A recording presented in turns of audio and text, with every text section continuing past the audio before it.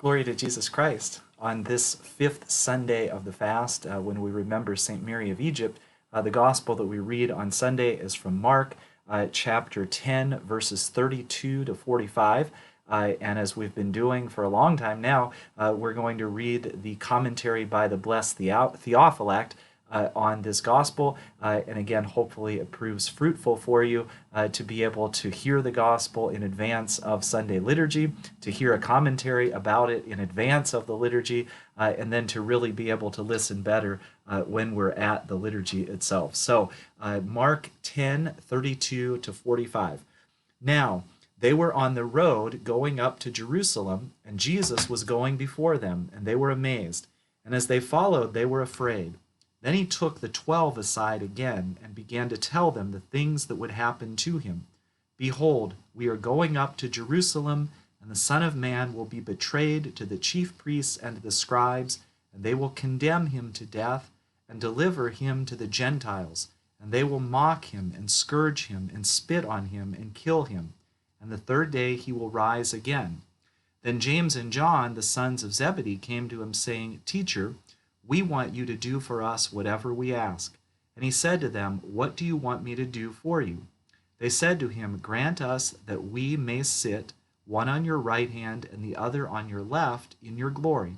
But Jesus said to them, You do not know what you ask. Are you able to drink the cup that I drink, and be baptized with the baptism that I am baptized with? They said to him, We are able. So Jesus said to them, You will indeed drink the cup that I drink, and with the baptism I am baptized with you will be baptized. But to sit on my right hand and on my left is not mine to give, but it is for those for whom it is prepared.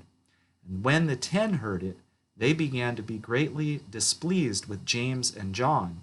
But Jesus called them to himself and said to them, You know that those who are considered rulers over the Gentiles lord it over them, and their great ones exercise authority over them. Yet it shall not be so among you. But whoever desires to become great among you shall be your servant, and whoever of you desires to be first shall be slave of all. For even the Son of Man did not come to be served, but to serve, and to give his life a ransom for many. And that's the gospel, and then we'll hear from the blessed Theophylact commenting on it. So he begins first with verses 32 to 34. Why does he foretell the things that will happen to him? He does this to prepare and to calm the minds of the disciples, so that having heard of these things beforehand, they would more easily endure them, and not be overwhelmed all at once in their anguish. He also foretold these things so that they would know that he suffered them of his own will. For although he knows these things beforehand and is able to flee from them, he does not do so. And thus he makes it abundantly clear that he gives himself over to his sufferings willingly. The Lord takes the disciples aside privately to speak with them alone, for his passion is a mystery to be revealed only to those closest to him. And this is why on the road he leads the way before them all, wanting to separate his disciples from the rest of the crowd. But also by leading the way, he shows that he hastens to his mission, does not evade his death, which is for our salvation. And although he lists all these sorrowful things that will happen, yet there is one consolation, that he will rise on the third day. And then verses 35 and 39, another evangelist says that the mother of the sons of Zebedee approached Christ, and this would be in Matthew's gospel. It is likely that both events took place.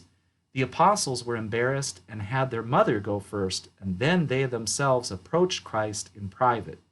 This is what the evangelist means here when he says that they come unto him, that they approach him in private, apart from the others. Let us learn what it was they asked. They thought that his going up to Jerusalem meant that he was going to ascend the throne of an earthly kingdom, and that after he had become king, he would suffer those things which he said he would suffer. With this understanding, they are asking to sit at his right hand and his left. This is why the Lord rebukes them for asking for something foolish.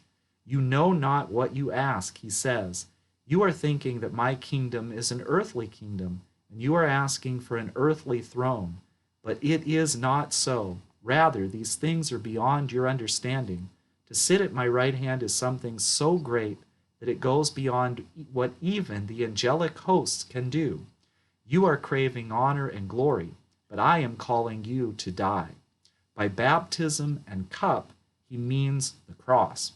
For a cup of wine is something a man gladly accepts, and it quickly puts him to sleep. And baptism is something which is done to cleanse sins. But James and John, not understanding what he said, gave their promise, thinking that he was speaking of an actual cup of wine and the washing of the body which the Jews performed before they ate. And then verses 39 to 40. Martyrdom, he is saying, will be yours, and you will die for truth's sake. But to sit at my right hand and my left is not mine to give. Two questions may be asked. First, has it been prepared for anyone to sit there? And second, is the master of all unable to bestow this seat? In answer, we say that no one will sit at his right or at his left, although in many places of Scripture you hear mention of sitting upon a seat in heaven. Understand that this refers to great honor, not a chair. It is not mine to give, has this meaning. It is not for me, the just judge, to bestow this honor as a favor, for that would not be just. Instead, this honor has been prepared for those who have contested and struggled for it. It is as if a king, it is as a just king had set a day for a contest of athletes, and then some of his friends come to him and say, "Give us the crowns." The king would say, "The crowns are not mine to give, rather a crown is prepared for that contestant who shall compete and win. So too with you, O sons of Zebedee, you shall be martyrs for my sake. But if there is one who, along with martyrdom, exceeds you in every virtue, he shall precede you in honor." And then verses 41 to 45. The disciples are still subject to human weaknesses, and here they are stung with envy. This is why the 10 were displeased with the 2. When did they begin to be indignant? When the 10 saw that they had not been received by the Lord, and thought they had been pushed away. Then they began to be indignant. For as long as the 10 were shown honor by the Lord, it did not bother them that the Lord held these 2 in special honor. But here, when they see these 2 asking for honor, the others could no longer endure it. Although they act in this imperfect way now, later you will see each of them conceding the first place of honor to the other. Christ heals them, first calming them by calling them to himself, and then showing them that to grasp for honors and to desire the chief place is the behavior of Gentiles. For the Gentile princes lord it over others in a tyrannical and domineering manner. But it is not so with my disciples, he says. Instead, let him who would be great serve all the others. For the mark of a great soul is to endure all things and to serve everyone. The example of this is near at hand, for the Son of Man himself did not come to be served, but to serve, and what is even greater, he came to give his life as a ransom for many. For what could be greater and more marvelous than a man who not only serves, but who even dies for the sake of the one he serves? Yet the Lord's serving and his humble lowering of himself to be with us has become the exaltation and the glory of him and all creation. For before he became man, he was known only to the angels, but after his incarnation and crucifixion, his glory is even greater, and he reigns over all the earth. And so this is the commentary by Theophylact on Mark 10:32 to 45, read on the 5th Sunday of Great Lent. Glory to Jesus Christ.